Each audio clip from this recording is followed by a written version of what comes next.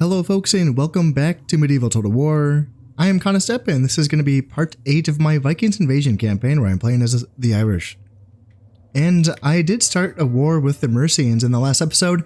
And I think it's been a week maybe since I played this campaign, so I'm a little bit, need to kind of freshen up on what's going on here. Yeah, I was able to take this province, the Rock and Satan, off of the Mercians. That felt good. I did not succeed in taking Wiki off of them.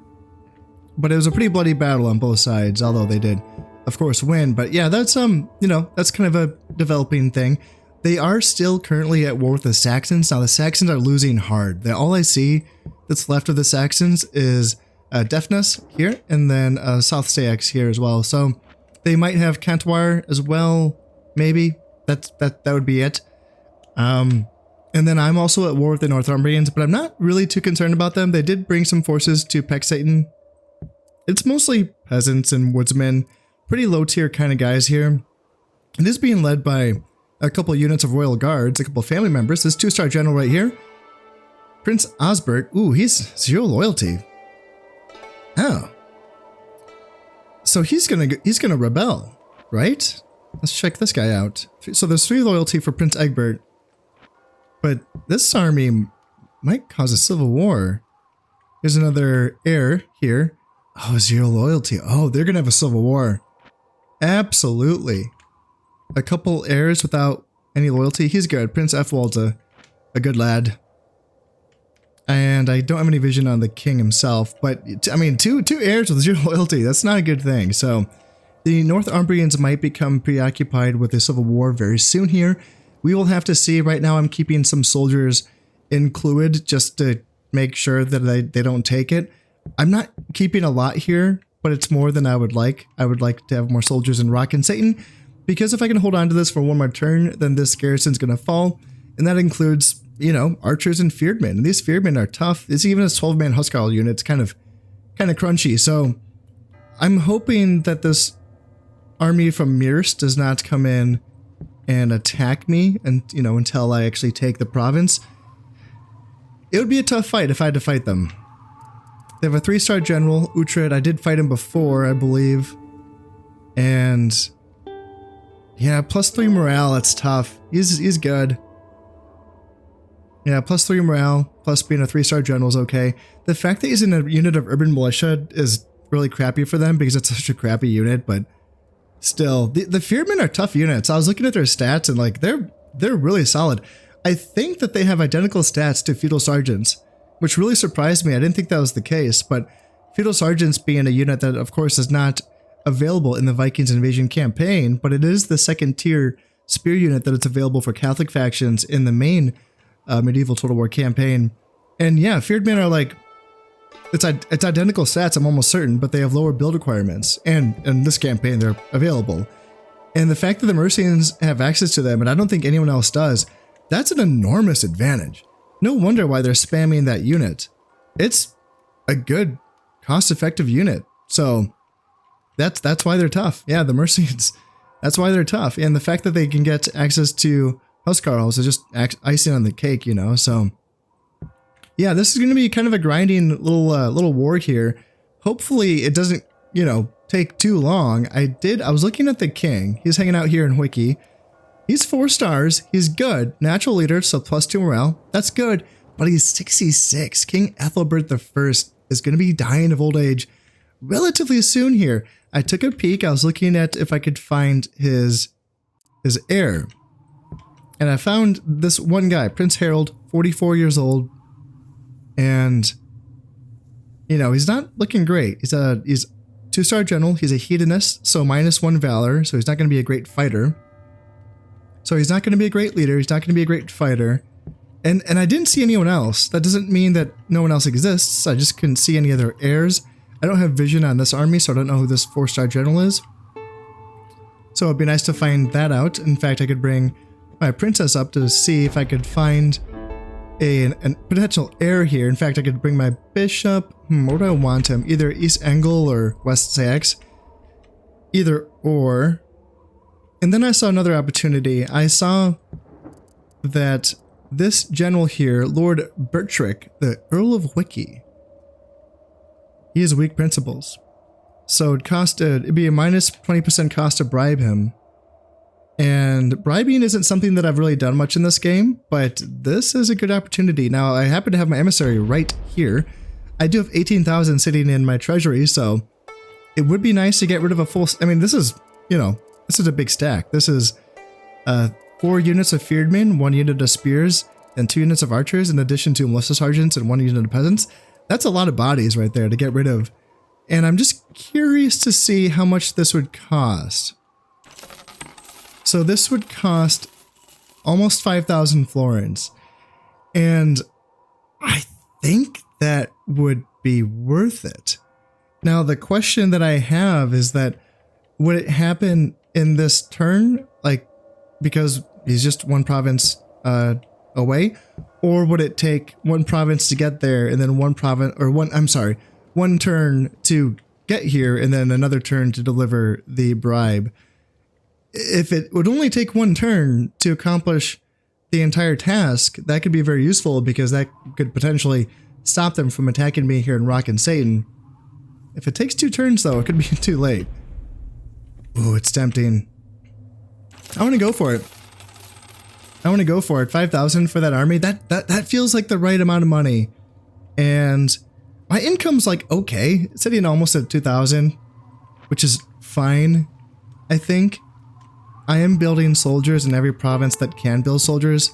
I'm obviously focusing on the provinces that have iron deposits, and I have a few of them. I have, let's see, 1 here in Gwent, and then 2 in Clwyd, 3 in Manau, 4 in Munster, and then 5 in Ulster. That's five provinces with the iron is good, because again, in the Vikings invasion campaign, that iron deposit is required not just for the metal workshop or the metalsmith's workshop or whatever that is for the weapons upgrades, it's also required for the armorer's workshop, which is different than the base campaign in this game. And I think that's very interesting. I kind of like that you need that ironsmith, or that iron deposits, so that you can improve armor as well as attack. That's kind of a neat little thing here. But the fact that I have 5 provinces with that iron deposits is pretty slick. So I'm getting good troops out. It's good, but just based on how many provinces the Mercians have, like, this could be a bit of a grind regardless. And my guys are not, like, the base armor for the Irishers is not too high, so they really need those upgrades, so they could really use them. So this could be a bit of a grind. I'm hoping that I can get this grab here for free. And once I have Rock and Satan, potentially I can make another move. What's nice about being able to garrison these forts, essentially with just like a peasant or 2, is that frees up the rest of these armies. Sure, I could have this province attacked once I move these armies, but if I can just move down here and take Wiki, and slowly, 1 province by 1 province, I can eventually push the Mercians back. And that's going to be the goal. Take this, and then garrison Rock and Satan with just like a peasant or 2. And then, yeah, swing my weight around. Come down here to Wiki and try to take Wiki. And then move on from there, whether that's going to be Miris itself, or Middle Sayax, maybe a combined push into both of these provinces. Also, it's going to depend on how the Northumbrians are doing as well. Maybe after taking these 2 provinces, what I do is I push back against the Northumbrians, and I just create a 3-province border here of Wiki, Rock and Satan, and Peck Satan, and go from there. So that's the idea.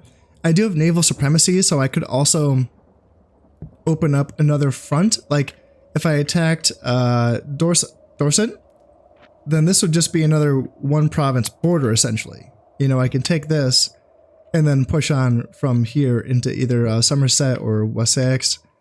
So that's another option. There is 1 Mercian boat in the water that I've seen here in, what's this region called? Muir Guiden. So I do have a Viking ally hanging out here as well, but these boats are just arriving here, so I can't attack quite yet until I have reinforcements. They do have a 2-star admiral. Yeah, that can be dangerous. I have 2 1-star admirals, and my boats are, so I have the Kurags, which is 1 attack, 0 defense, and 3 speed. And then they have it's just called a boat.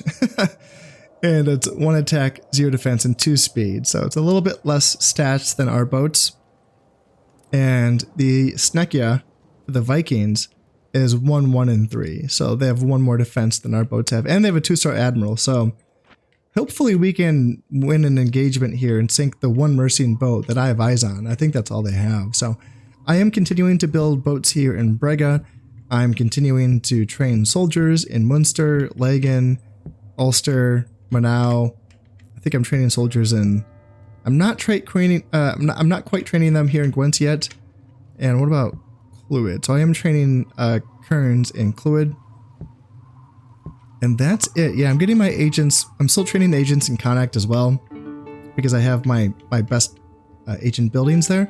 I would like another province where I can build boats. I could do that here in Connacht, but right now I do want agents more than I want boats. I do want more assassins and more spies on the field, so that's what I'm going to focus on there. But I think I want like Defet's focusing on agents. Maybe Gwynedd or maybe Puis can do boats at some point. Yeah, it looks like I'm building a port in Puis, so maybe I can build that shipbuilding building here in Puis at some point. Yeah, that'll be nice.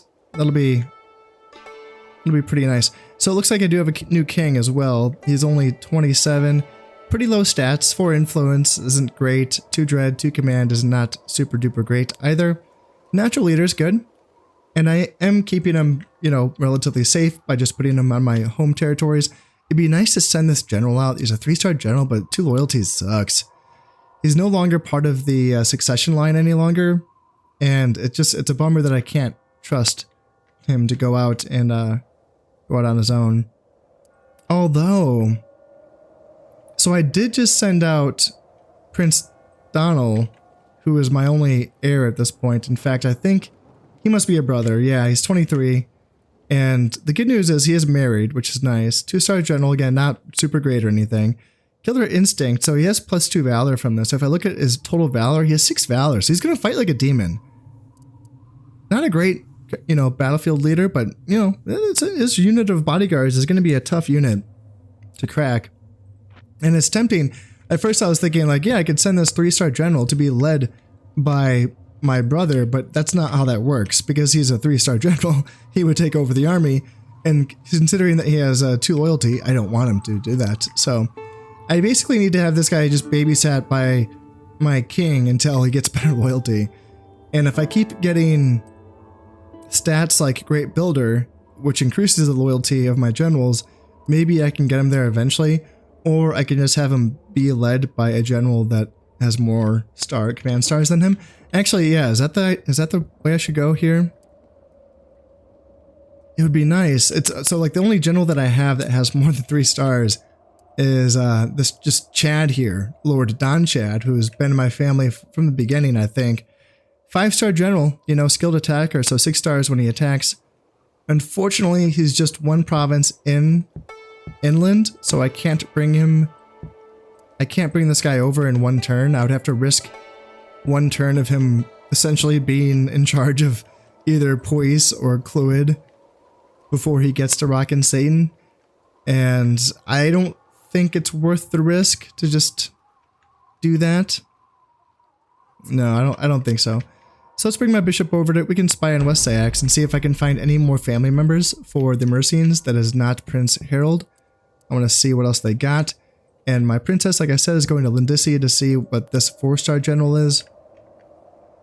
Other than that, though, I think I am ready to press enter and to cross my fingers. I really hope that I did not get attacked here. That's kind of my main thing right now. Don Chad Mac Art has just died of old age. I'm pretty sure that was that guy that's been with me from the beginning. Yeah. Now, the good news is, in this game, stats for generals carry over. So, when they die, the person that takes over command of their unit just has the same stats, and they can keep growing from there. Now, there is a quote-unquote cheat that you can type in to get, it's like the Green Generals cheat or whatever. that you can type in and kind of get rid of that. I don't do that. Just I kind of leave the cheats alone, even though that's obviously one that, you know, fixes the game. But in any case, I should still have his stats for the next guy. Now, yes, Rockin' Satan has fallen to me. That's great. I did pillage 2,500. Holy shit. Nice. I did destroy some buildings. That's not great.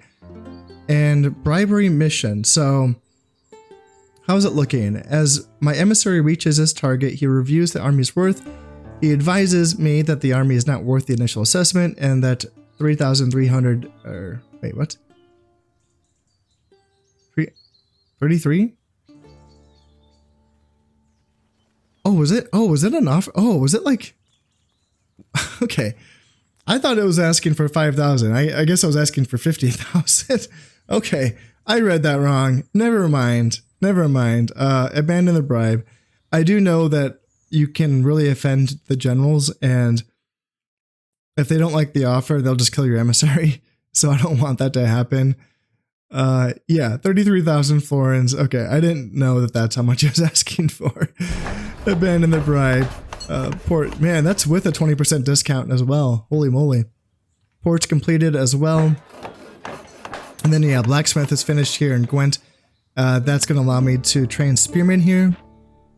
And the Northumbrian leader wants us to end hostilities. I really do intend on taking Satan. Here's the thing. I can just betray them again. Because this isn't a ceasefire. I mean, this is not an alliance. You know, I wouldn't be losing any influence by attacking them after accepting the ceasefire. I don't think so, at least. Like, unless there's like a hidden mechanic where you have to wait 5 turns or something. I don't, not that I know of. Not that I know of. But is there any point in me asking, like, actually accepting the ceasefire if I have no intention of, it just doesn't feel right. Like, why would I do that? You know, he's clearly screwed. I'm assuming there's a civil war going on. So yeah, I did notice something. I noticed that, okay, a bunch of people are going to war with each other. 2 of your allies have engaged in hostilities. I cannot remain allied to both of them. And do I wish to remain allied to the Welsh? This will cancel my alliance with the Vikings. No, I will choose the Vikings over the Welsh all day long. And Frock MacArt is now strange. That's not good news. I wonder who he is. Is he one of the peasants in the keep? -1 morale and then -10 happiness. As long as he's not a governor, that should not be a big deal. Yeah. Yeah, he's not a governor. He's just a dude. Just hanging out. And he will never be leading an army in battle. So I'm not too worried about that. So yes, Rockin' Satan is now mine. That is awesome. And I can make someone governor by giving them this. +1 command star and +1 loyalty. Ooh, that feels pretty nice. Oh, it's really tempting to give that to this guy and bring his loyalty up to 3, which is a step in the right direction, and would make him a 4-star general. It's really tempting. Is there anything else about him that's good? Pride, so +3 valor is good, but the whole -2 command and -2 acumen, he could be so much better, couldn't he? He could be 5 command if he wasn't so prideful. I don't want to make him a governor though, because he only has 1 acumen. How much money does Rockin' Satan make? 314, which is it's not normal taxes. Like, that's not bad. It's just, I like, that's another thing I like about Vikings Invasion, is that it seems like more of these provinces do offer bonuses that really incentivize you to, like, build generals. Whereas in the base campaign, it seems like most province titles will just kind of grant like a base like loyalty, you know, something like that, where the decision making is more straightforward. All you want to do is get as much money as you can out of the province. And maybe think about dread and piety if you need help with the population loyalty in that province. But in this campaign, it seems like more provinces do offer other stats, you know, like a command point here or an acumen point there. And that makes the decision-making process a little bit more interesting because, it's, you know, you have to think sometimes like, hey, actually, money doesn't matter. This province is poor, or my money is good enough and I need to focus more on getting better leaders and getting better generals out. And for me, that's not a bad shout. I could use some better generals. I have, who's my next guy? So this is the guy that inherits Lord Donchad's army, Lord Noisu. Yes, nailed it. And yes, you know, he has all of the same, yeah, it's all the same traits left over from Lord Donchad.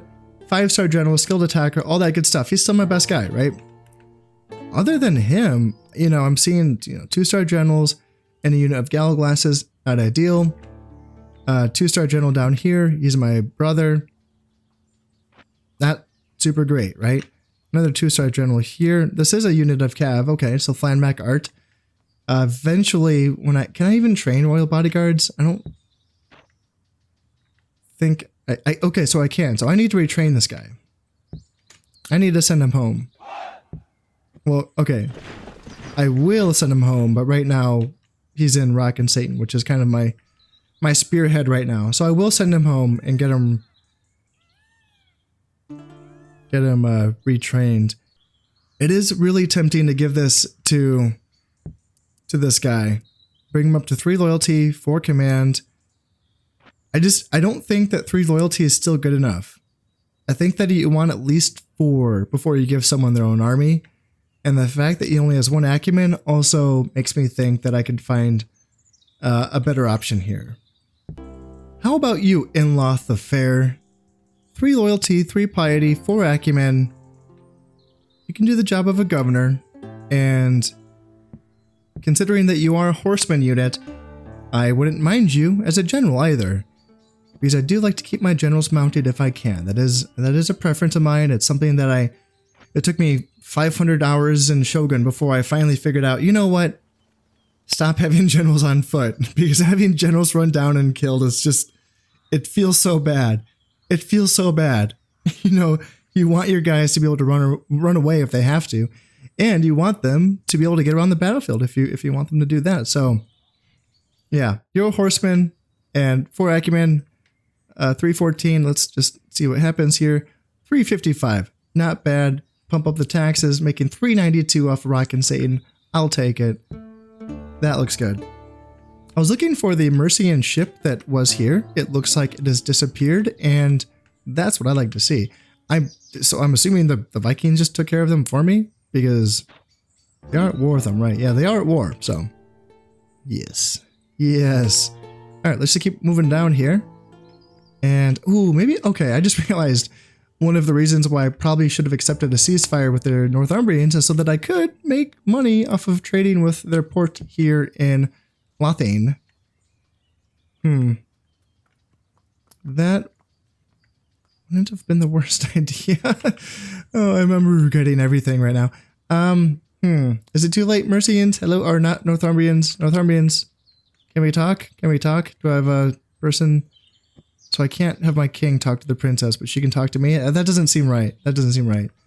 That's not how that should work. Do I need to have... Alright, emissary, you told me the wrong number. You failed. So how about you go talk to the Northumbrians? Their king has disappeared. And how is there not a civil war? Come on. So let's go talk. I don't want her to marry. It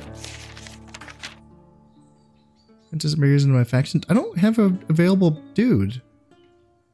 I don't think. My guy is taken. Well, yeah, that's not what I want. I just wanted ceasefire so I can make some money off this one freaking port. That's it. That's all well, not just that. I mean, I could make money off of that port. I could make money off of this port. They have wood there. They have wood. I'm going to attack them so soon, though. It's going to happen. I swear. So I'm making 1900. Okay. Okay. Wiki is the good one. Yeah, Wiki is making 757. So that would be a boost. That would be a boost for sure. So now that I have Rockin' Satan, I have a peasant that's on his way. He's like, "Oh, wait for me. He'll get there," but he's gonna get there next turn. And do I want to wait until next turn before I throw my weight around? Because here is what I'm thinking: is that I leave just one unit. I could leave my most damaged, most worthless unit. Aha, Ballista. I see you, Ballista. You can man Rockin' Satan. Is there anyone else? I do have a 15-man unit of Dartmen. Because this is a keep. Will ballistas even get me into a keep? I don't think they will. I don't think they will. I think I need some catapults going. Jesus. Okay. I've kind of neglected that. I could build catapults. I'm focusing on boats here in Brega, though. I don't have anywhere else that can build artillery, do I? Ugh, I neglected that. I wasn't paying attention. Shit. Okay, I need catapults to get into keeps. I can't do that with ballistas. Oh dear. The lessons I learn. Is there anything? Can I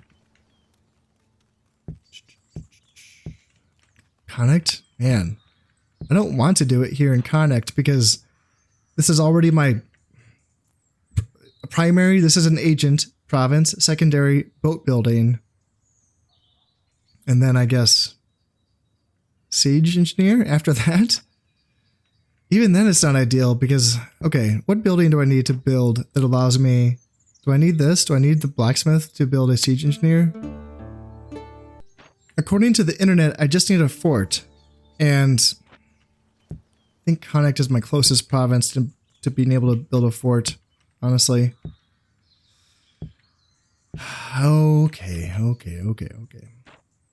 1,000 florins, 4 turns. Gosh, okay, fine, yes. Get a fort in Connacht, and so I'm going to start building that boat builder here in Puis, so I can start building boats there, and I don't need to do that in Brega.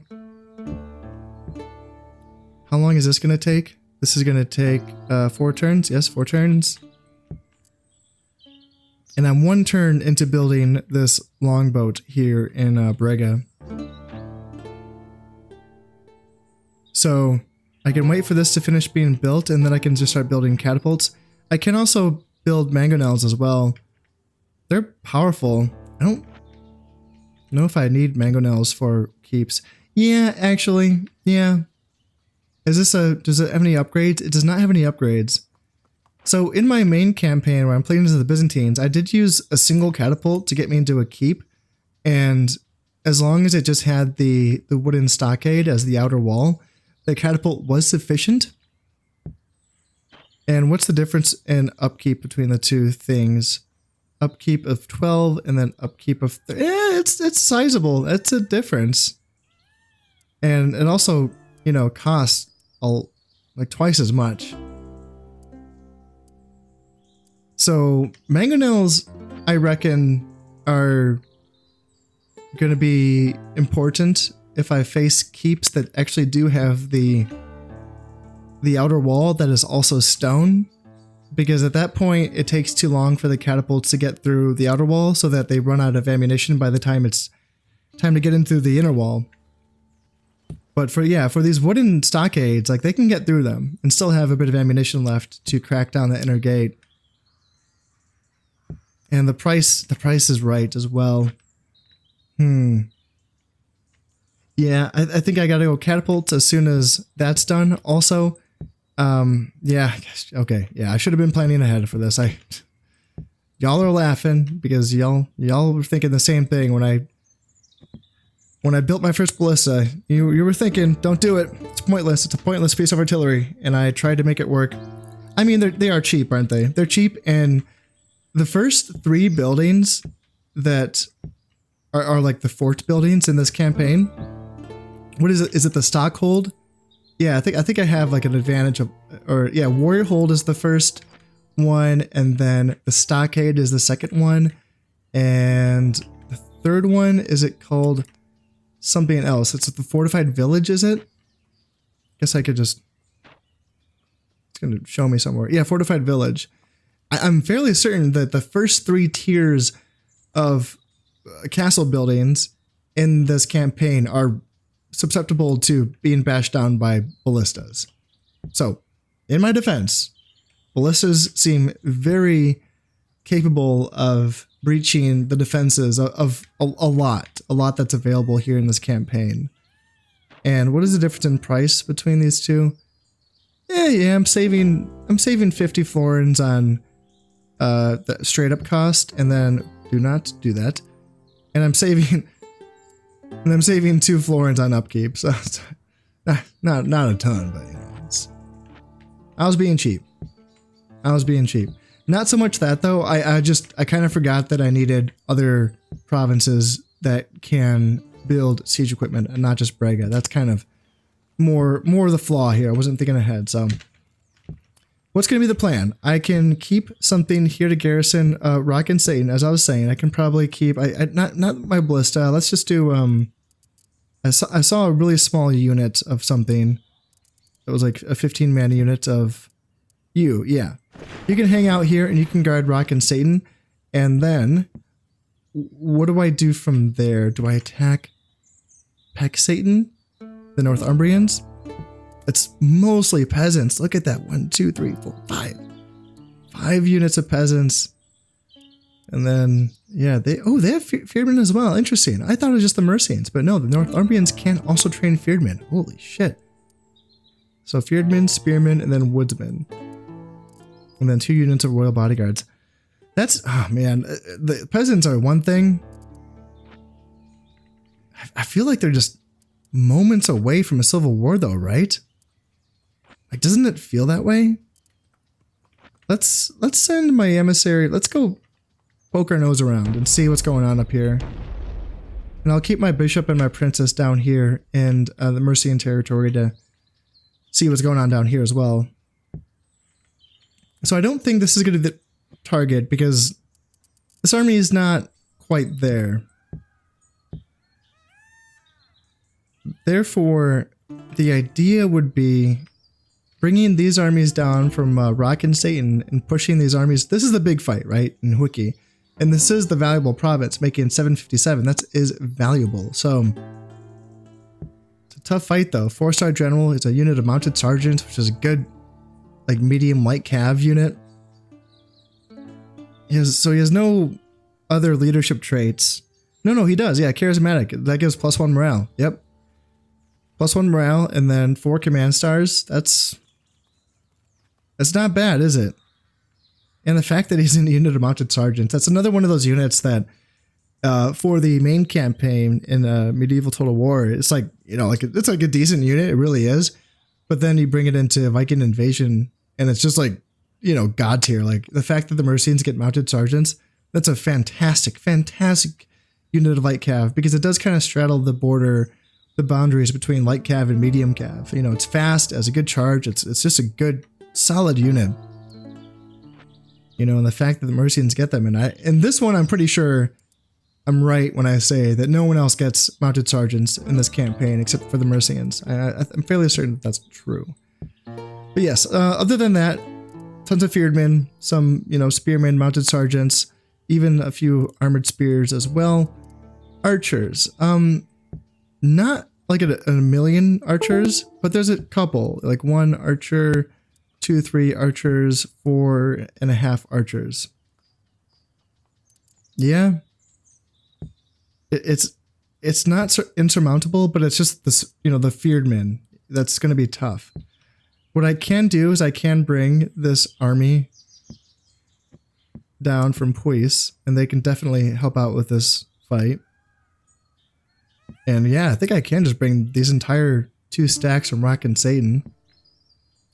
Maybe even bring something from Gwent, but maybe not.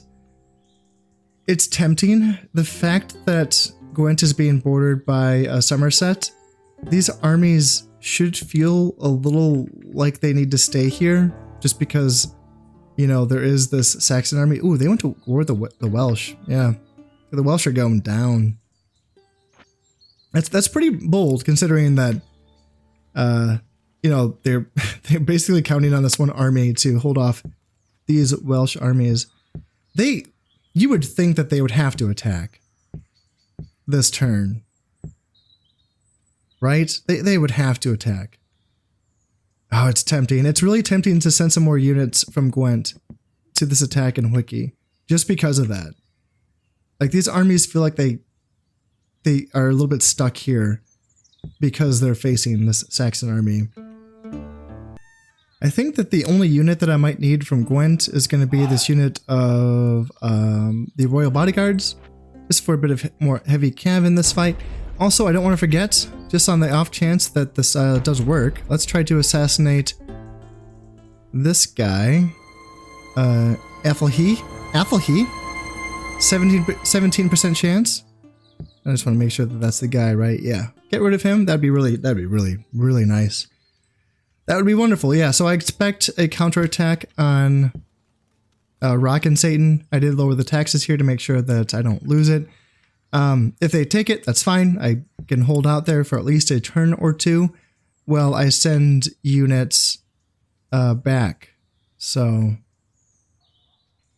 yeah, let's hope that this fight goes well here in Wiki, and we will see what happens. The Vikings have chosen a perfect time to attack the Mercians. They've landed here in Lindisi. And oh wow, the Mercians are retreating from Wiki. Wow. I thought that was looking like an even fight. That's interesting. So I did pillage some money, destroyed one building. And yes, the Welsh are eliminated. The Saxons went in, they took care of them.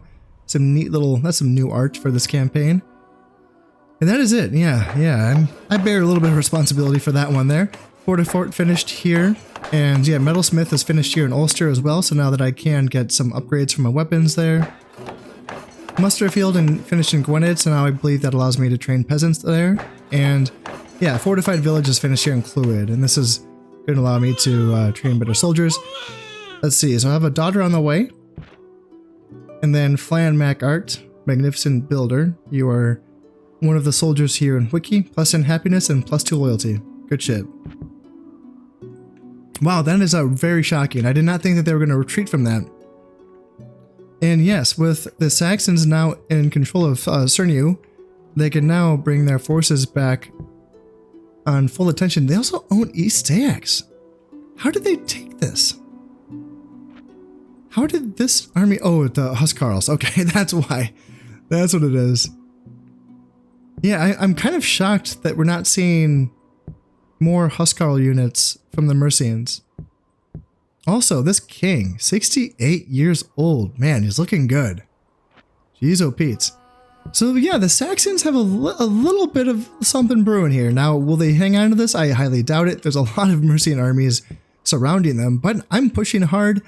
This garrison in Wiki is going to last for only 2 turns.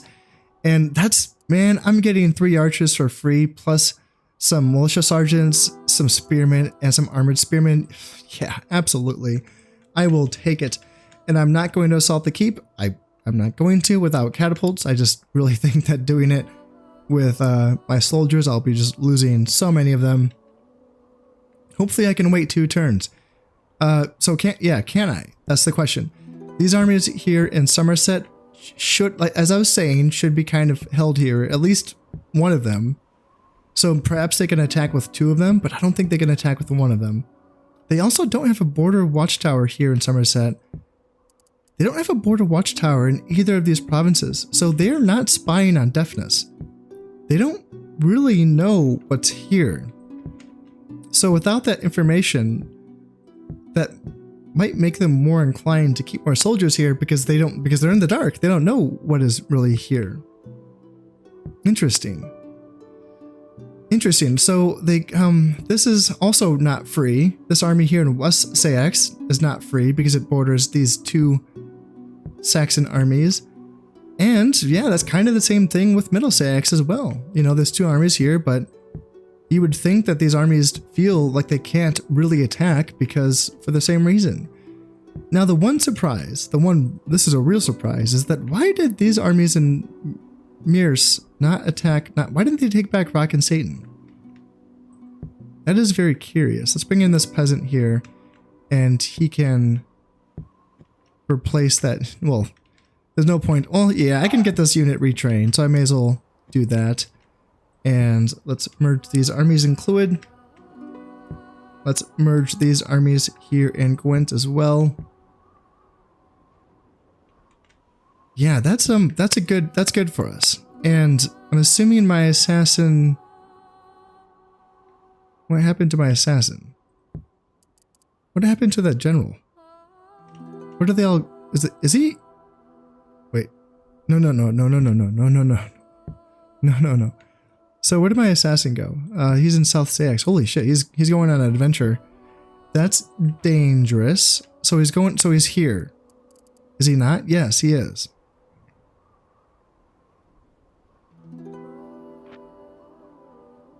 There's a border fort there. I do not want him to go into West Sayax. Border forts can catch agents, so the fact that he made it this far. Yep, let's just go back. Go back. I don't want you to.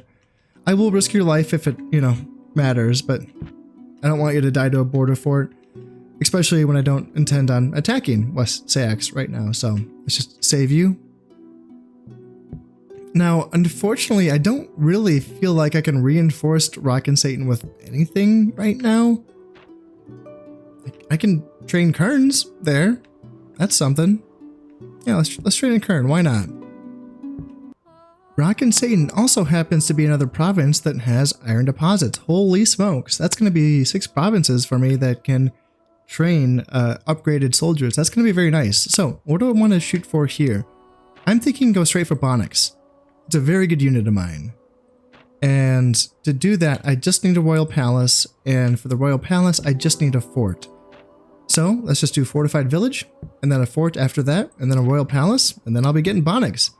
And then after that, once I can train Bonix, then I can focus on those upgrade buildings like churches and chapels and armors and metalsmiths and all that fun stuff. So let's just go straight for Bonix first, and then get the fun stuff after that. So that should be nice. Let's keep getting spearmen here in Gwent. And I'm bringing my reinforcements to Clwyd at this moment because that allows me to reinforce in case I get attacked from Peck and Satan, but it also does border Rock and Satan so that I can counterattack here if I need to. In fact,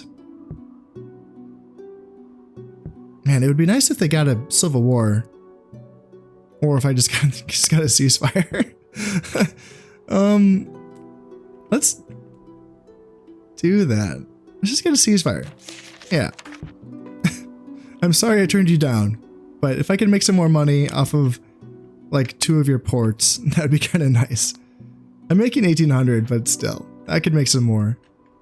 And I'm kind of surprised. Is this another thing that they did to balance Viking invasion? Because so far, I'm not seeing, like, a ton of provinces that has trade goods. The only province that I have that has trade goods is Lagan, that has linen.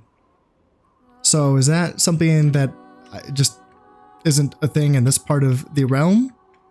Or is this something that, is something available in other provinces maybe? There's more trade goods up north or down in the south? Or is that just an actual effort made by the developers to limit the power of trade? Because of course in the base campaign for Medieval, that's how you do it. You send your boats in every province, you get just, you build up your trade posts and you build up your ports and your navy, and you just go ham, right? You just make millions of dollars. And maybe in this campaign they were thinking like, no, let's curb that a little bit. And that is an interesting choice. It is, I would say, a really solid choice to make. The Vikings' raid in Lindisi was a bit short-lived. The Mercians simply just moved on over and pushed them out, but that will work for me because it just occupies the Mercian forces just by a little bit here. And the Saxons were pushed out of East Sayax, which was to be expected. And we did have a flood in Brega, but nothing was destroyed, thank goodness. But the income was halved. And the Northumbrian leader has died from an illness, but his heir is taken over. That's might help with the loyalty there. And the siege in Wiki is going to fall after one more turn. It looks like the Saxons sent a spy in Gwent and we were able to catch them. And the Royal Palace is finished here in Manau. That's going to give my Gallo Glasses +1 Valor, I believe, is why I started building that, I think. And the Christian Shrine is finished here in Gwent. That's going to give my Spearmen that I trained there +1 Morale. And it is also going to improve the loyalty of the province itself. Tavern is finished here in Defet so that I can have a secondary agent producing province that's not just Connacht. And the Northumbrians did accept my offer of a ceasefire, so I basically visited that king on his deathbed and he said, yes, sure. So I have another daughter on the way, and let's see, anything, Mana Principle, and then Secret Adulterer. So nothing too important there. So let's see, one more turn before this falls. That's going to feel really good. I just can't believe that they have not counterattacked Rock and Satan, but I mean, they did send these armies from Mirs to Lindisi to counteract that Viking raid, so that is working in my favor. That does help out. Yeah. Nice. So the English should bring these armies to deafness, hopefully soon, because they're going to need them to defend against these Mercian forces that are amassing on their border here. But yeah, the Mercians are losing ground, aren't they? And so far, like, at least in this episode, knock on wood, without too much of a fight. I mean, this is kind of going okay, isn't it? Is there anything else I can see that's valuable? No, let's get my bishop up here to the Northumbrian territory to take a peek. Oh, am I making more money now? Yeah. Wait, no, I'm making less money. What? My profits are only 1,200. What the hell just happened? I just got a ceasefire with the Northumbrians, so I should be trading with an extra 2 ports, right? Is one of my trade routes blocked? I'm not seeing that. So my trade should be good.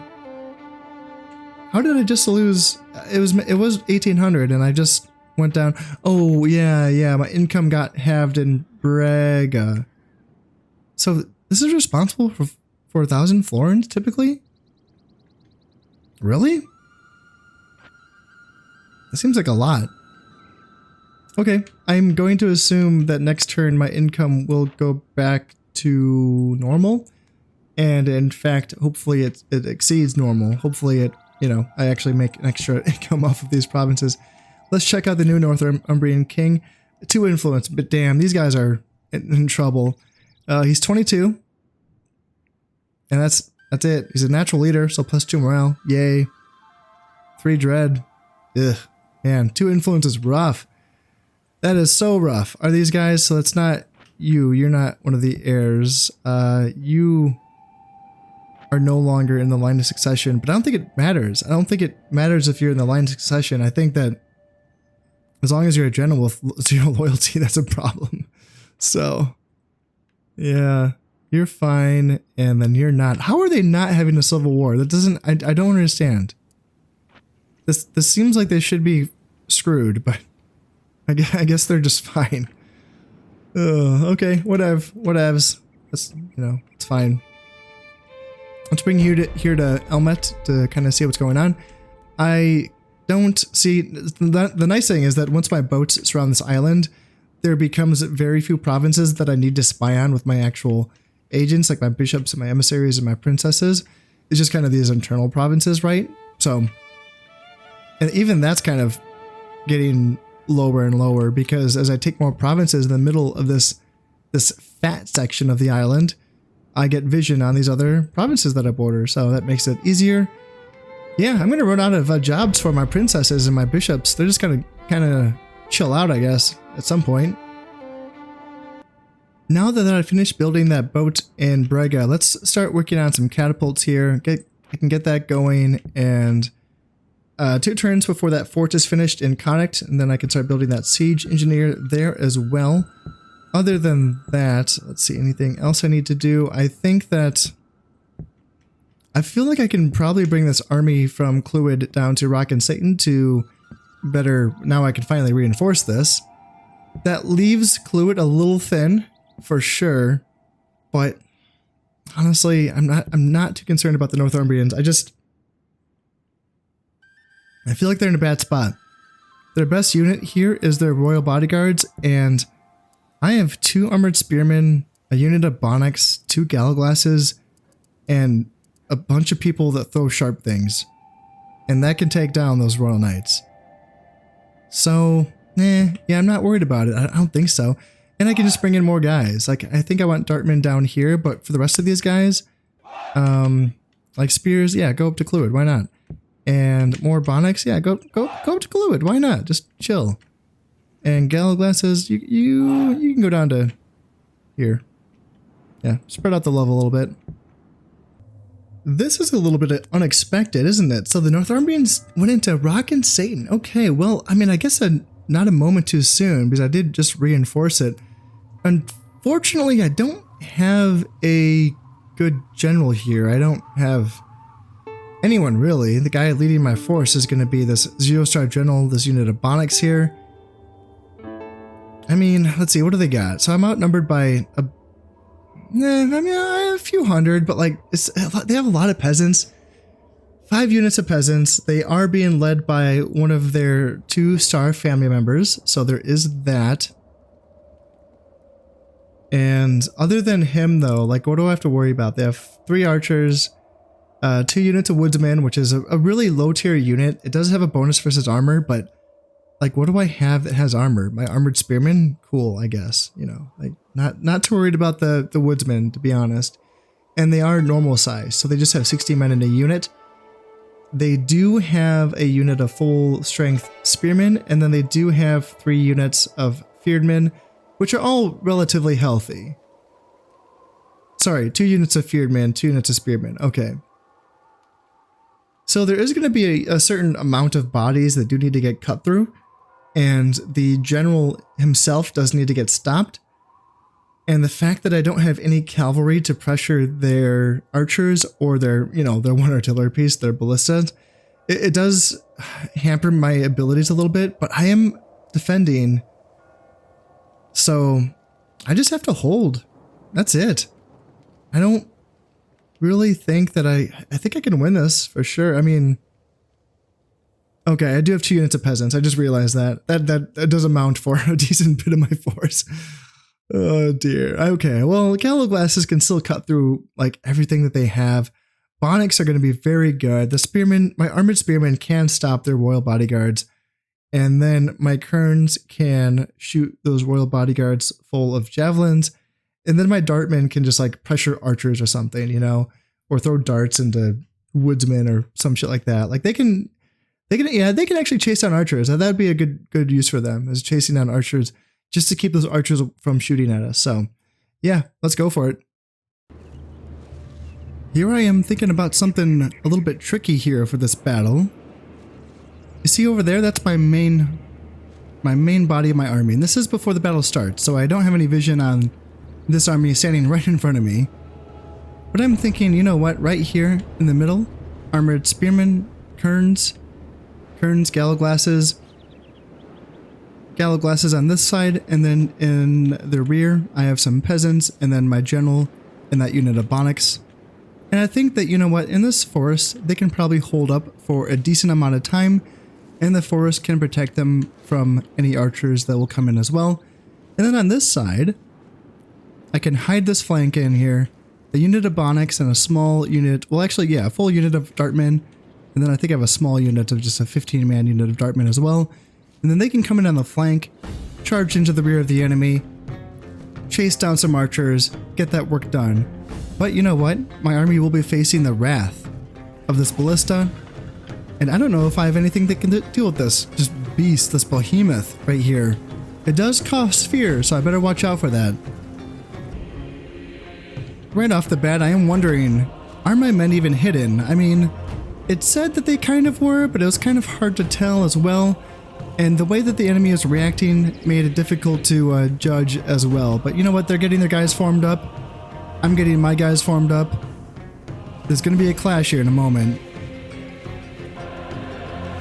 The Northumbrians timed their attack perfectly. I wasn't expecting this unit of woodsmen to peel off at this moment. I kind of thought that they were going to walk right on by me.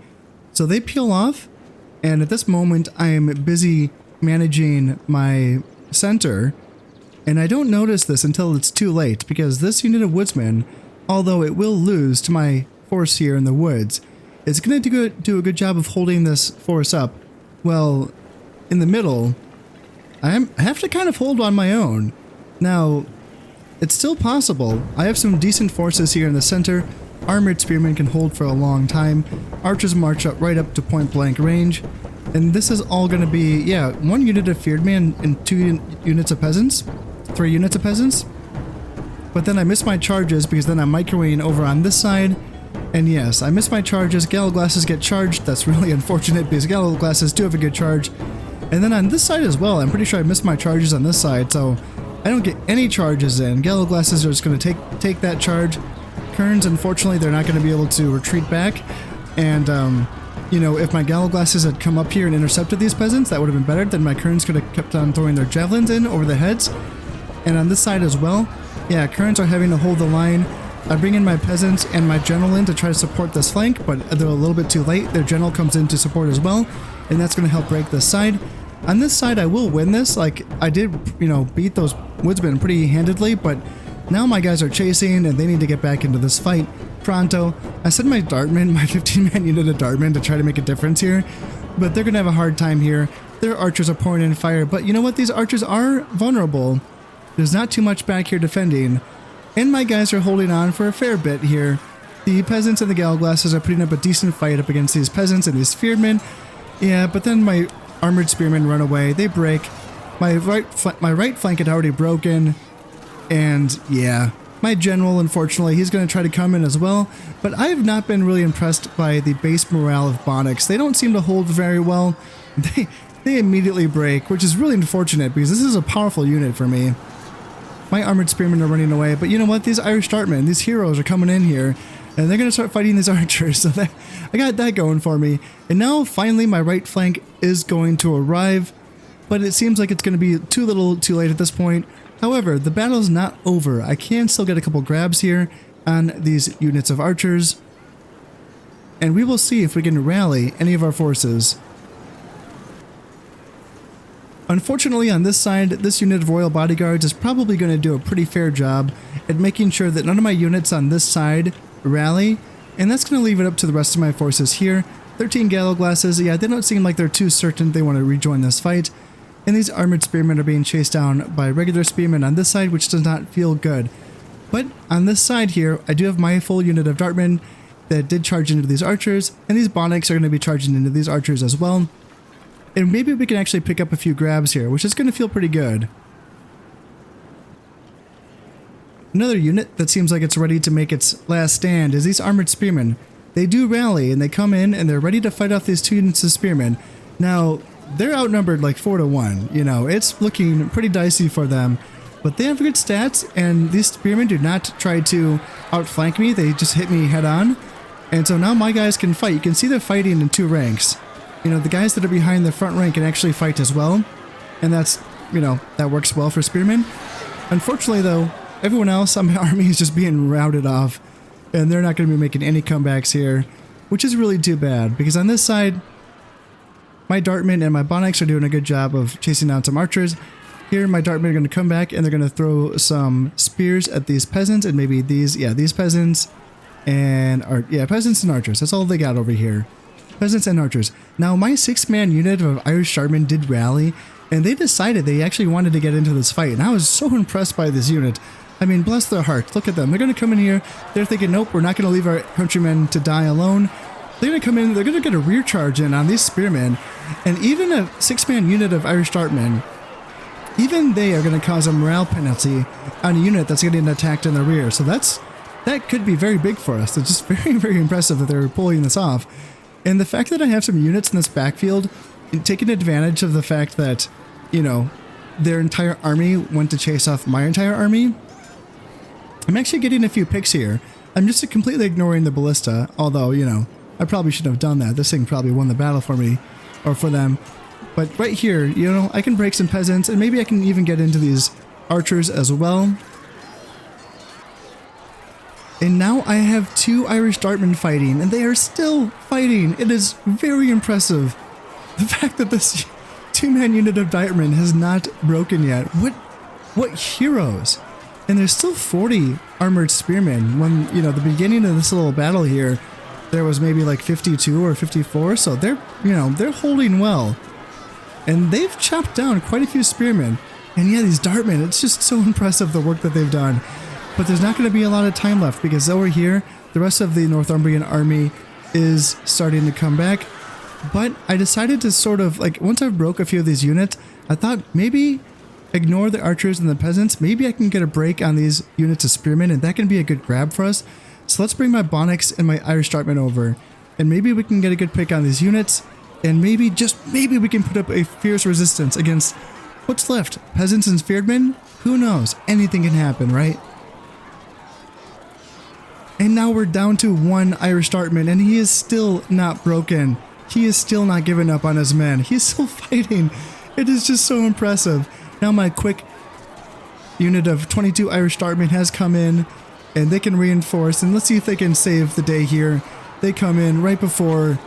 Let's see if this guy still lives. He's still hanging on, and now we are inflicting a pretty decent penalty on these spearmen. We have more peasants coming in. My Bonnics are coming in as well.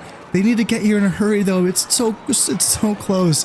And I'm trying to decide if I want to set them up for a spear charge, and then they break and they run away. Just like that. These guys didn't even get into combat.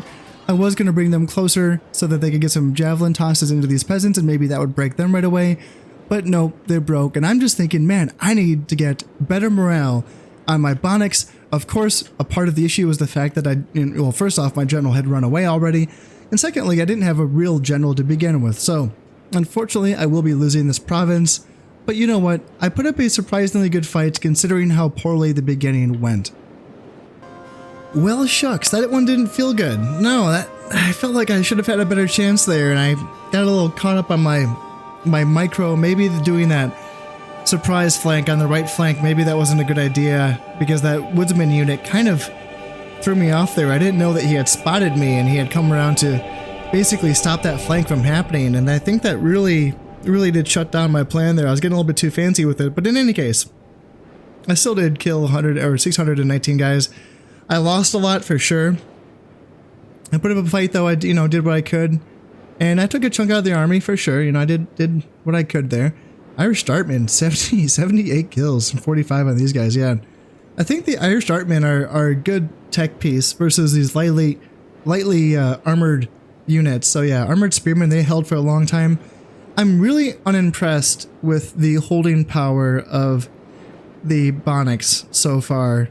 It seems like that's a unit that really does need to have morale upgrades before it can become really effective. But the stats are good on it. It just, yeah, it needs a boost. That's what it seems like, at least. And of course, I'm sure I'm to blame for the misuse of it. But yes, Rock and Satan has been lost, but I do have an army that can, well, I was going to say that I had an army that can counterattack, but I think that was it.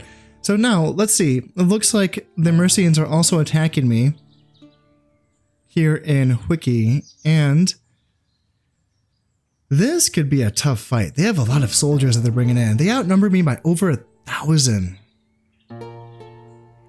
That's a lot. It's a lot of guys. Man, it's tempting though, because this is my good general. This is my 5-star general. They are being led by their 4-star general, so that's also pretty tough. And yeah, they do have a lot of feared men, of course, and a lot of archers.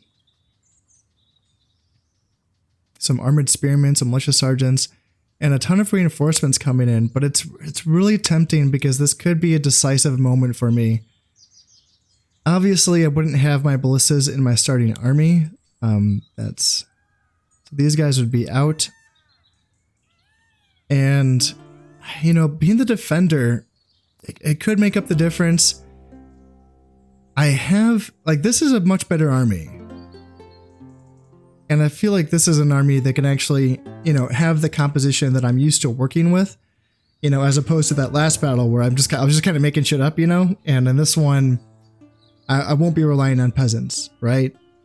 This is an army that I'm I'm well versed in fighting with. It's just can it cut through 1,000 extra guys?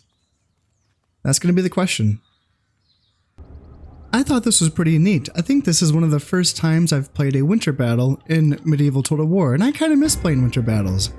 I think that I just heard recently from another YouTuber who was playing some Medieval Total War, Count Mr. VHS or MR VHS. I'm not sure how you say that, but if you are watching this, I'm pretty sure you said in one of your videos that how this works is if you're playing a Northern European faction, and if you have more than one battle in a turn, then that second battle could be in a winter setting, which is really neat. I didn't know that, and I guess looking back on the factions I've played, it's been mostly either Muslim or Byzantine or Iberian, so I guess I haven't had a lot of experience playing Northern European factions. And I'm glad that winter battles still exist. That's a really cool thing for me. So I decided in this one, I have a little bit of a ridge here, not much of a high ground, honestly, but you know, a little bit on this side. And they're going to be coming up to kind of meet me head on. And I was thinking like, all right, let's go for it again. Let's try to get that right flank in. Unfortunately, I could not deploy into this tree line, so I had to bring my guys into here. And at this point, I'm thinking like, okay, well, they can just see me. So this is kind of stupid.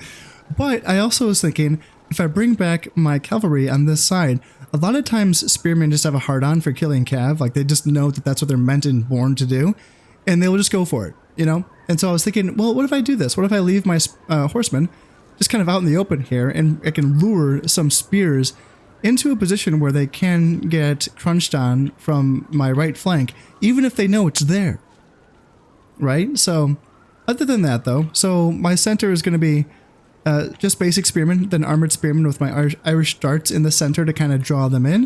And then right flank is, it's Gallo Glasses, good unit, but, you know, that's all I got for a left flank right there. Kern's back in at my center, and then my general and his little unit of horsemen as well to help out. And then, yeah, this little bait group of cav on this side. And then on this side, I wanted to get 3 units of Bonics, but I only had 2, so it's 2 units of Bonics and then 1 unit of Gallo Glasses. And that should provide a pretty strong flanking force for me. And Jizo Pete's, are they coming in? Like, man, I gotta say, just looking at these Mercian armies of just full-on, like, 100-man units of feared men and armored spears and regular spears backed up by a handful of archers. I mean, Jesus, I mean, even the 40 mounted sergeants is just terrifying in this campaign. It's a lot to cut through, it really is. Luckily, though, they did attack me in the wintertime, and that is going to favor me because the snow, well, for one thing, they didn't have to attack me when it was snowing, but they did. And that's going to affect their archers, it's not going to affect my javelins. My Irish darts do get caught here, which is interesting because I thought I had them set to skirmish mode, but we are getting some tosses in, and they just pile in here. They just feel like they just bring all of their units in on my just basic spearmen. They kind of leave my armored spearmen alone a little bit. My Gallo Glasses, I think the first unit took a charge, but then my second units were able to actually charge themselves. And then this unit was able to come in and get a little bit of a flanking position in on this group, which feels good. Their royal bodyguards come in and they are pushing back my dartmen, and then they attack into the rear of my armored spears, but Kerns are right here throwing javelins in. And then on this side, they do get their fearedmen around, but I decide to like just send my horsemen in and just attack with Kerns as well. And we should be able to break this unit. And then they do have militia sergeants as well. They can do okay with their bonus versus armor, but I don't have a ton of units with armor. So I send in a unit of Bonics to fight those militia sergeants, and then I send in these Gallo Glasses into a flanking attack on these spearmen, and I send in these Bonics to go all the way around so that they can hopefully get some javelin tosses into this horde. Actually, I think they're doing it right now. Yeah, they're tossing javelins in over the heads of those Gallo Glasses into this fearedman group right here. We broke this fearedman group, and right now we just have to fight off these militia sergeants. I get these horsemen into position to get a rear charge into these militia sergeants as well. I decided to send my general into combat against their mounted sergeants because I feel like I'm being pressed very hard on my left flank. My Gallo Glasses are holding, but you know, it's a tough fight for them. It really is. I have to bring back some of these dartmen as well that ran away. And my center is looking thin, but it's also looking like I might hold here. And on this side, I decided to bring my Bonics into combat now. And these Kerns, they need to get in a position where they can throw some javelins into the rear of this unit, or this group right here. And these militia sergeants, they hold on for a lot longer than I expected. They did very well against my Cav and my Bonix. That was kind of surprising for me. And at this point, they just have archers left. Like, once I can break these militia sergeants, and I kind of realize, okay, I need to get these horsemen, at least one of these units, chasing down archers, and they're going to just leave the rest of my units here fighting militia sergeants. That's fine. But I need to stop these guys from shooting into my army, because even though the snow is hampering their ability to do damage, even if they do any damage, they still will cause a morale hit on my units. So this unit of Gallowglasses is in a flanking position, and they need to get ready to, you know, charge into these spearmen. Same with these Gallowglasses, they need to charge in as well. These Irish dartmen, they came back, and now they're throwing some darts into these unit of militia sergeants, or urban militia, which is the general's unit. And yeah, now these guys have won their combat. They need to be activated. They need to be sent in and start hunting down archers. That's what they're made for. That's what they need to be doing right now. And it looks like I was able to get a break-in on these spearmen on this side, and their general is running away as well. And this is going to be a good opportunity for us to get a lot of kills on these archers. But I have to be careful here, because I know that they do outnumber me by a lot in this battle. So I have to make sure that I get as many kills as I can here on their fleeing units. But I also need to make sure that I can get my units back, either withdraw the ones that are too damaged, or just get the rest of my army back into a formation where they can rest, recover some stamina, and not get caught out by their reinforcements that will be coming in on their edge of the map. So I do the smart thing, and I send back all of my infantry back right away to rest back on this ridge, and I even send my right flank back to the woods so that maybe this time the enemy won't even see me go in there. I send back my royal bodyguards as well, because they are a little bit heavily armored, and they don't do as well in the snow. At least that's how I remember snow to work in Shogun. I believe that would be the same thing in this game. And my horsemen, they're going to do a great job of just chasing down all of these Feardmen and these archers. These are just really great picks for us. We really need all of this. And yeah, as soon as I see infantry coming over the horizon, I will make sure that I get my guys back. Something that I do need to get better at is withdrawing more forces. I only withdrew like one unit of like really damaged Bonix, but I probably could have withdrew a couple more units here just to bring on some fresh ones. And that's something that I need to be less stingy with, because I also had reinforcements. Like, of course I understand that they outnumber me by a lot, but when it comes down to it, I have to make sure that I win these engagements, not just the first one, but the second one, and yes, even the third one. So this is something that I do need to get better at, but we will see if this little beleaguered force here can hold against whatever comes over that hill. Boy, that looks like a lot of guys, doesn't it? That looks like a lot of guys. It sure does. What do we got here? Armored spears, peasants, armored spears, militia sergeants, a few archers, but a lot of peasants. Okay, I can handle peasants. Even this army, I think, can handle peasants. And yes, I do have these guys in the forest. It looks like they are not seen, and hopefully I will remember to bring them out in time. Looks like my dartmen do have some darts left, and they're tossing them into these peasants, doing a bit of damage here. We will see if this army can even come into melee contact with my army. Armored spears taking the bait again, and I kind of forgot about this. I'm like, oh shit, I need to get back here. I need to get my kerns. So yeah, I have some Irish darts, throwing some darts into the rear, and then I decide, you know what? They're surrounded. Let's just charge them from all sides. Let's bring in my right flank to help out on this side as well. Get some Bonix left. I have some Gallowglasses left, so they can help out against these peasants and these armored spears and these regular spears. And then they just break and run away. Like, they're thinking like, nope, we don't want this. I killed that unit pretty much just, you know, they're going to be running away very, very soon. Yet they're already running away. These units are going to be running away. And my Gallowglasses just broke these peasants. And then on this side, I'm able to break these peasants as well. And now I'm thinking, okay, I just see red. And maybe this is where I get too greedy, because I'm thinking, like, I see a lot of units running away, but a lot of units are not running away. Archers, militia sergeants, Feardmen, regular spears. This first wave might have just been a feigned attack. You know, they sent in their peasants, hoping that that would dislodge me from my defensive position, and it worked. I just saw red, and I sent my guys in, I sent my horses in, I sent my general in to a mass of spears that has not broken.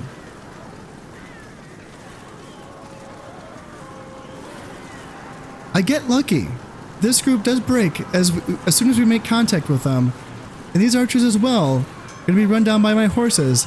And it looks like I was able to luck out there which is a good thing. But at this point, I have all my infantry chasing, and I just see a mass horde. And again, this is where mistakes were probably made. I should be doing what I just did. Send back my infantry, withdraw my damaged forces, and sure, chase with my lighter horsemen. Not my armored ones, not my royal bodyguards, not my general's unit. Keep them behind my infantry. Just send out my fast horsemen to get whatever kills I can. If I can't get that many, it's okay. What's important is winning the battle. Getting kills is secondary. I was also kind of hoping that this would just be the last wave, and there's no way they could just have another million men. And then this is when I realized my mistake. I see some forces trickling in, and I'm thinking, okay, I can probably break some urban militia and some militia sergeants. Let's do it. So at first I'm thinking, okay, don't lead with my cav. I try to bring my general, and then I bring back my royal bodyguards. And I'm thinking, okay, just lead with my infantry, right? Well, all of my infantry that made it this far is my light infantry, my kerns, my dartmen, and they should not be taking charges from fresh urban militia. That's not a great decision on my part. These kerns are throwing some javelins in, which is good. Then I do have some spearmen that catch up, but at this point they are exhausted, like literally exhausted. And for those of you who don't know, that takes a huge toll on the combat stats and the morale of a unit. So I do decide to send in, alright, my horsemen, my cavalry, my general, let's do it. Let's get rid of these units, because otherwise they're going to do a lot of damage to me. In the meantime, these archers can come back and they can start shooting at me. These spearmen come back as well. And you know what? Man, sometimes I just can't learn my lessons. My armored spearmen come up and I think, okay, I'm good. I got my armored spearmen. They've caught up. Well, look at them. They're exhausted. They're so tired. They are so tired. And I just keep thinking, okay, I can run down these guys. I can get them. And then this happens. The peasants come in, more peasants come in, and soon I will realize the mistake that I've made. Well, surely at this point my cavalry can break peasants, right? I mean, this is going to be easy enough. They're probably already running away. Yeah, look, easy kills. Why wouldn't you do this? Well, you know, as someone who's read just a little bit about history, and they wonder why armies keep chasing after routing armies and getting caught into feigned retreats. Well, because it's how our brains work. And I get charged by an 8-man unit of fresh mounted sergeants, and now I'm thinking, oh no, I forgot that they had another unit of mounted sergeants. Sure, this unit's running away because we outnumbered it, we surrounded it, we were able to cut it down. But what else do they have? More peasants? Surely there's more. Well, I continue to butcher peasants with just the bloodlust in my eyes, and I'm just as merry as I can be. I'm forgetting the fact that there's another 40-man unit of mounted sergeants. And this is a point where I've realized I've made a huge mistake. A huge mistake. Because that can kill everything at this point. Everything I have can die to mounted sergeants with as tired as they are. And behind them, what do we have? More peasants? No. No, we do not have more peasants. We have spearmen. Spearmen, militia sergeants, urban militia, actual decent units. And now I'm thinking, I need to get my general back. I need to get all of my guys back. Peasant, you know, everyone. We need to retreat. Leave my horsemen here to try to hold back these mounted sergeants. Now, these guys are the true heroes for me, just holding back mounted sergeants for as long as they can. But then they've broken. They've done as well of a job as you can expect them to do. Feared men are coming in as well. And now the reckoning has come. This unit of mounted sergeants just comes in, breaks my gallows glasses, immediately breaks the kerns, immediately gets into my general's unit right away. I need to turn around my spearmen to face off against these cav units so I can get my general away. He's running away. Spears are running away. Armored spears are running away. This is looking bad. Maybe my Bonnets can maybe like stabilize the line. I can always trust a Bonnet to hold the line, right? Right? Maybe they can save my general. These mounted sergeants are just terrifying at this point. Nope, of course the Bonnets will not hold the line. And at this point, it's just going to be a matter. I know I have reinforcements. I just need to get them onto the field. And in the meantime, I need to get as many of my guys on the field out of here and keep them alive. I have my first unit of reinforcements coming onto the field. This 97-man unit of armored spears. I actually forgot that in this game you actually had to press the button to bring on reinforcements, so it's something that I didn't do until a little bit later. It was an error that I had made. And yeah, this 1-man unit of royal bodyguards chasing out my 12-man unit general. He's just going to be chased right off the field. He will survive, but now these Galglasses that did rally and these Kerns that did rally are fighting these mounted sergeants. The fact that we've actually taken them down to 31 men in our beleaguered state, like these Galglasses and Kerns are exhausted. Literally exhausted. And the fact that we're actually killing a few of these guys is a little bit of a moral victory for us. And I do have this full strength unit of armored spears that can potentially come in here and drag down a few of these guys as well. And hopefully we can do just enough so that most of these men can get off and survive and come back and fight another day. They should be able to outrun these militia sergeants and these spearmen. It's just going to be a matter though, like what about these mounted sergeants? They're down to 26 men. Those guys did break. And then just like that, my totally fresh armored spearmen, somehow they're totally exhausted. And I don't know, I'm almost positive this was a fresh unit. So did they just become exhausted just from like walking the distance from the edge of the map? That might be the case. I mean, that is what it's like fighting in the snow for armored units. And it's something that I kind of forgot about, considering that I had not played snow battles or winter battles in a while. I'd kind of forgotten that, yeah, armored units don't do well. You get tired faster in the snow if you're wearing a bunch of armor.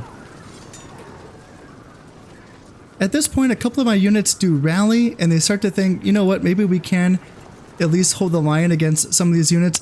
I'm actually telling my entire army to withdraw, so I don't know what happened with my commands here, but I wanted them all to withdraw so that I could get fresh new units. But these guys all decided to hold their ground. Some Bonics, some Galglasses, some armored spearmen, 2 units of armored spearmen, and yeah, some more Galglasses in the back.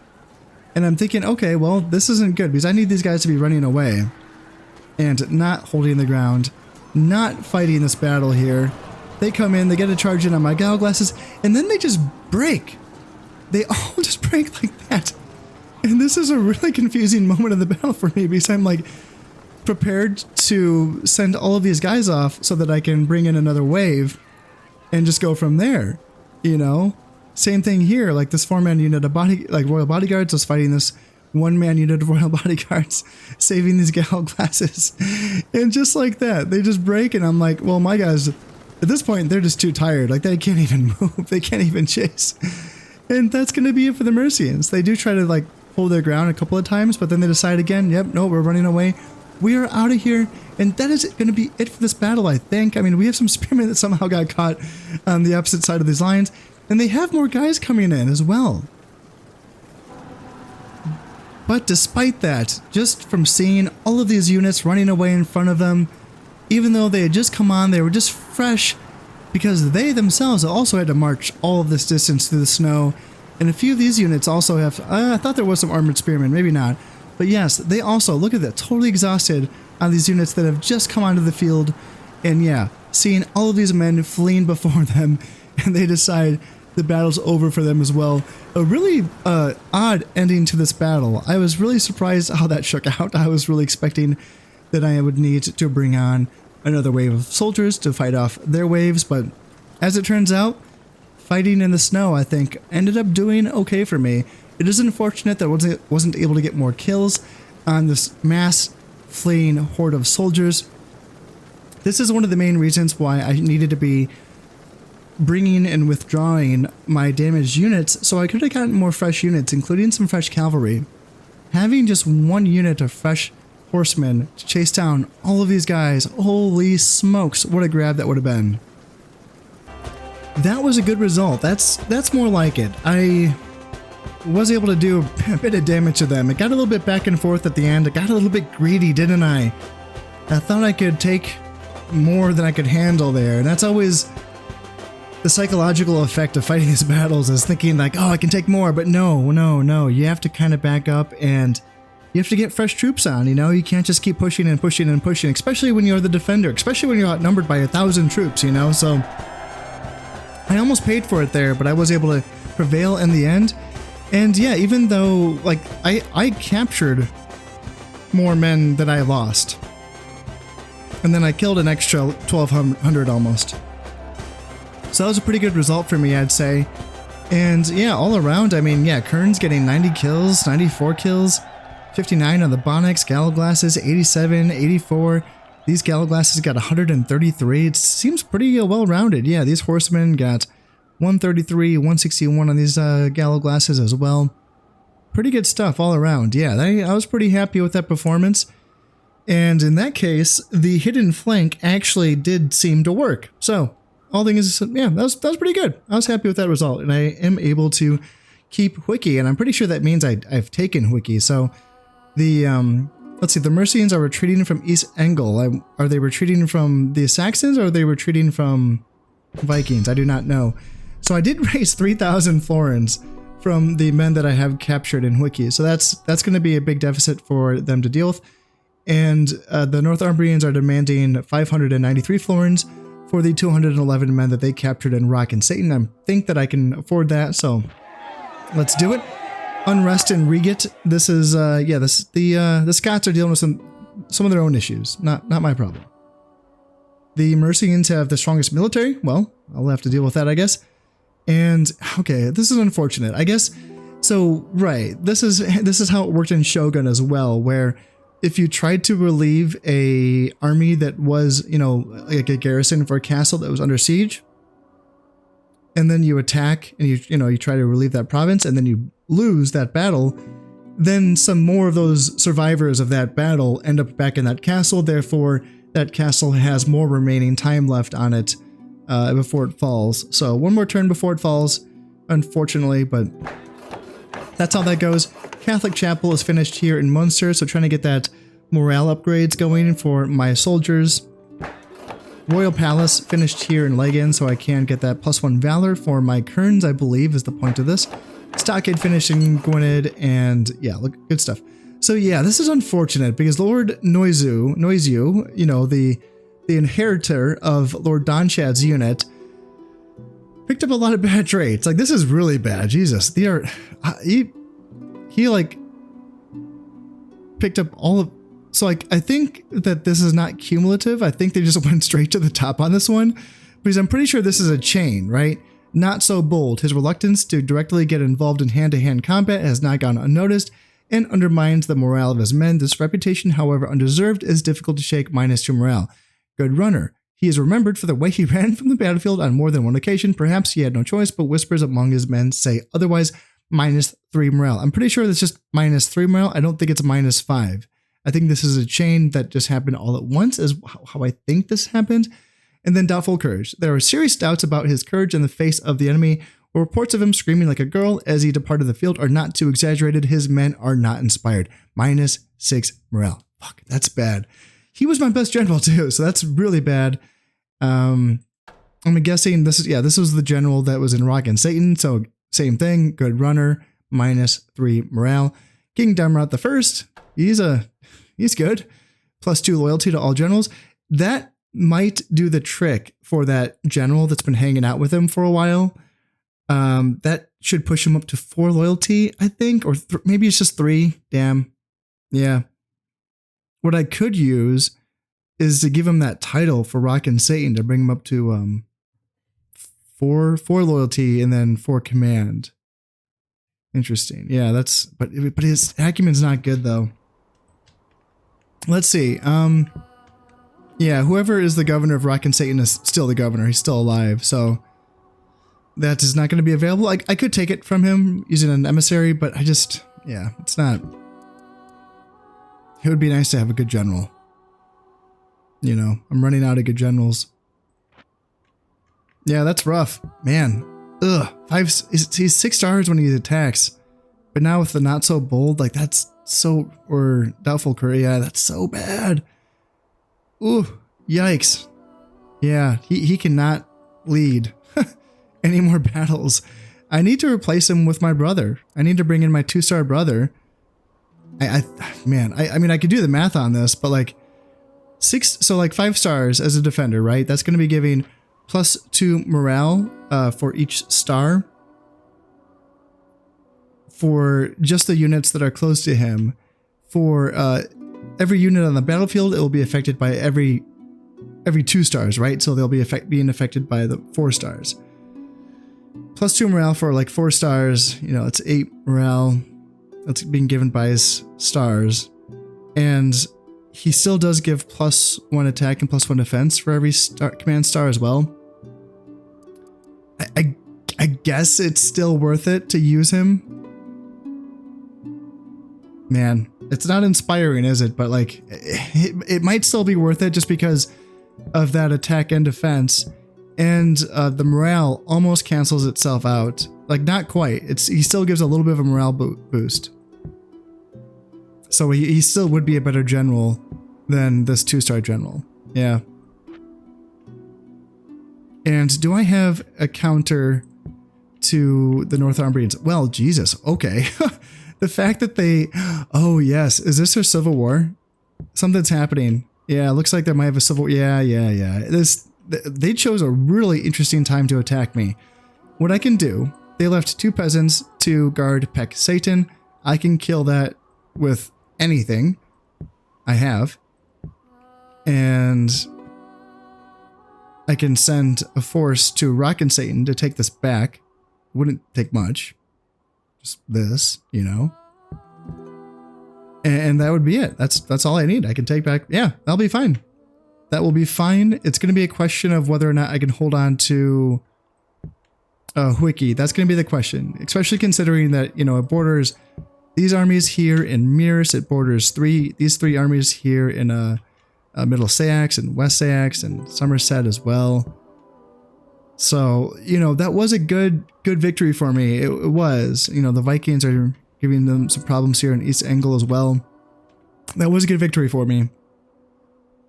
But there's still a lot of work to be done. There's a lot of Mercian soldiers.